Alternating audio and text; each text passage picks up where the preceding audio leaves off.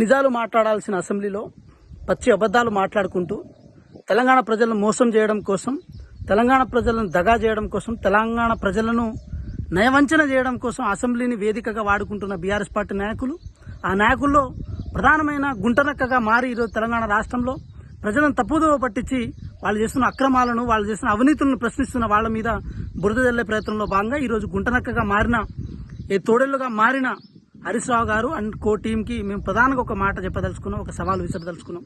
పొంగులేటి శ్రీనివాసరెడ్డి గారు, మీరు కబ్జా చేసిన భూముల మీదనో లేకపోతే మీరు అడ్డంగా బుక్కిన పైసల మీదనో విచారణ చేపట్టాలి.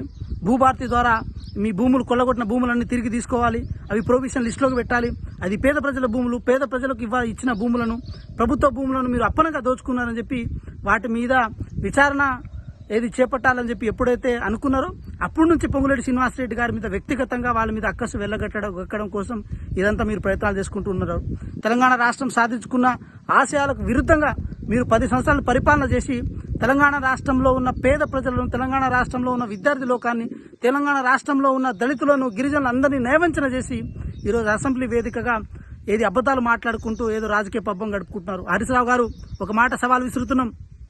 కాళేశ్వరంలో, కుంభకోణంలో మీకున్న మీ దాంట్లో మీ సపోర్ట్ ఏంటి, దాంట్లో మీ వాటా ఏంటనే విషయాన్ని కూడా తెలంగాణ ప్రజలు ఆలోచిస్తున్నారు. తెలంగాణ ప్రజల ఆ విషయాన్ని వాళ్ళు గ్రహించి ఉన్నారు. అదేవిధంగా మీ తమ్ముడు గారి కుంభకోణాలేంటి, మీ బాబాయ్ గారి కుంభకోణాలేంటి, మీ కుటుంబం, మీ పరివారం మొత్తం ఈ తెలంగాణలో అప్పనంగా దోచుకోవడం కోసం రావులందరూ కలిసి ఏం చేసిరన్న విషయం కూడా ఈరోజు పొంగులేటి శ్రీనివాసరెడ్డి గారి దగ్గర ఉన్న వ్యవహారం. పొంగులేటి శ్రీనివాసరెడ్డి గారిది రేవంత్ రెడ్డి గారి ఫెవికాల్ బంధమే. ఎందుకు? ఈ తెలంగాణ రాష్ట్రాన్ని సుభిక్షంగా ఉంచడం కోసం, ఈ తెలంగాణ రాష్ట్రంలో ఉన్న బడుగు బలహీన వర్గాలని ఉన్నతి వైపు తీసుకెళ్లడం కోసం వాళ్ళు ఫెవికాల్ బంధంగా పనిచేస్తున్నారు.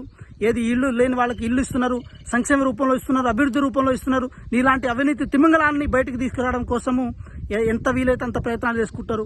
కాబట్టి ఈరోజు హరీష్ రావు గారికి ఒకటే విజ్ఞప్తి చేస్తున్నాం. మేము పొంగులేటి శ్రీనివాసరెడ్డి గారి గురించి మాట్లాడే ముందు ఒకసారి నీ వీపును నువ్వు చూసుకోవాలని చెప్పి, పొంగులేటి శ్రీనివాసరెడ్డి గారి మీద విమర్శ చేసే ముందు ఒకసారి నీ కుటుంబ పరిస్థితిని, మీ మావగారి అవినీతిని, నీ దోపిడిని కూడా ఒకసారి నువ్వు ఆత్మ పరిశీలన చేసుకోవాలని చెప్పి అనుకుంటున్నాం.